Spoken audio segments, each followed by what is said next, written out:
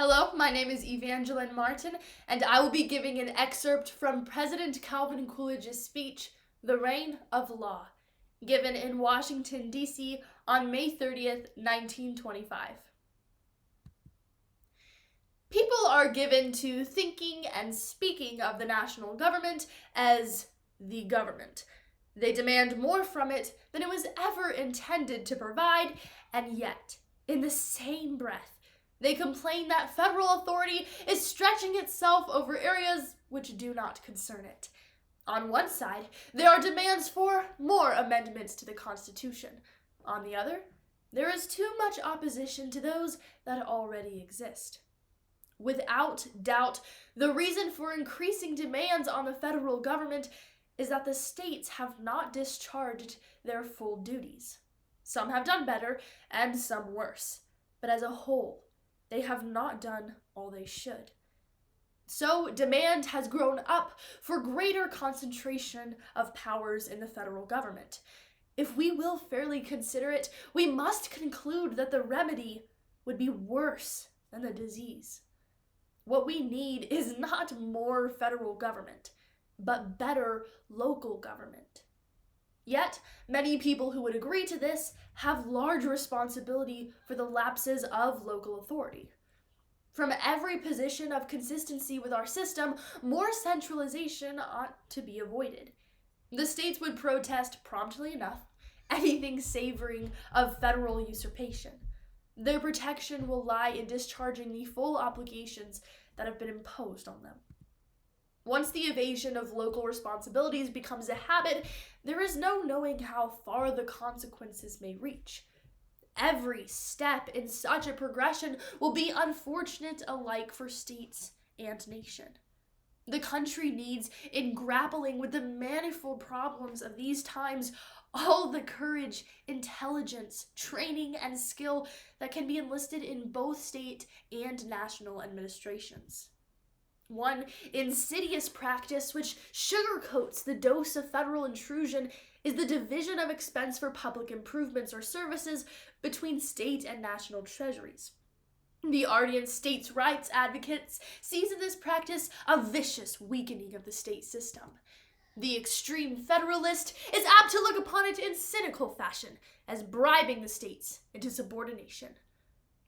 The average American, believing in our dual sovereignty system, must feel that the policy of national doles to the states is bad and may become disastrous. We may go on yet for a time with the easy assumption that if the states will not, the nation must. But that way lies trouble.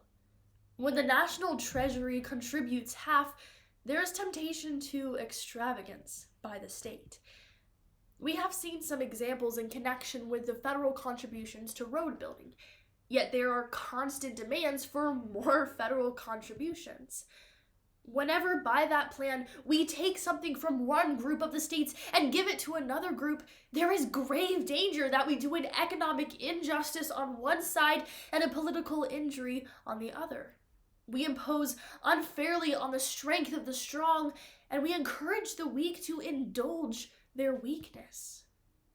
What America needs is to hold to its ancient and well-charted course. Our country was conceived in the theory of local self-government. It has been dedicated by long practice to that wise and beneficent policy. It is the foundation principle of our system of liberty. It makes the largest promise to the freedom and development of the individual. Its preservation is worth all the effort and all the sacrifice that it may cost. It cannot be denied that the present tendency is not in harmony with this spirit.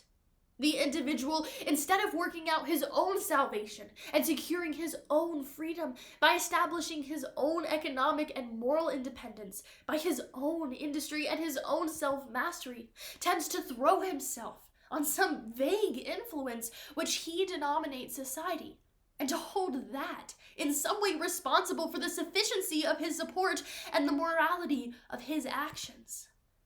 The local political units likewise look to the states, and the states look to the nation. And the nations are beginning to look to some vague organization, some nebulous concourse of humanity to pay their bills and tell them what to do. This is not local self-government. It is not American. It is not the method which has made this country what it is. We cannot maintain the Western standard of civilization on that theory. If it is supported at all, it will have to be supported on the principle of individual responsibility. If that principle be maintained, the result which I believe America wishes to see produced inevitably will follow. There is no other foundation on which freedom has ever found a permanent abiding place.